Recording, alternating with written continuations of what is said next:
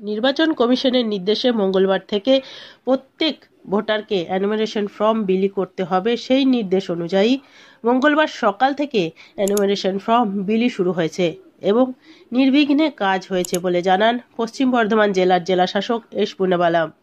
তিনি জানান, আমাদের জেলায় 43.27 লক্ষ ভোটার আছে।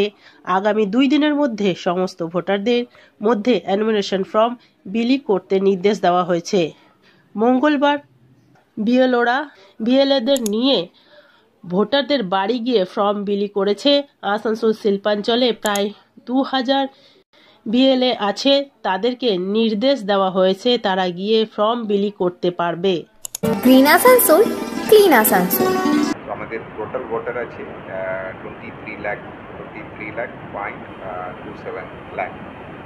তো এনাদেরকে প্রতিটা ভোটাররা দুটো ফর্ম পাবেন, 2 কপি পাবেন, একটাই ফর্ম, ওদের নাম ওখানে লেখা থাকবে। দুটো ফর্ম পাবেন, ওটাতে একটা ফর্ম ভর্তি করে যখন বিএলও নেবেন, দুটো বিতরণ করছেন করে নেবেন, তখন নেওয়ার সময় একটা ফর্ম ভর্তি করে বিএলওর হাতে দিয়ে দেবেন আর একটা কপি বিএলও থেকে রিসিভ করিয়ে নিজের কাছে রেখে দেবেন ভোটাররা। এই সমস্ত ভোটারের বাড়িতে যাবেন বিএলওরা, এটা সবাইকে ট্রেনিং দেওয়া আছে। আর আমাদের বিএলএও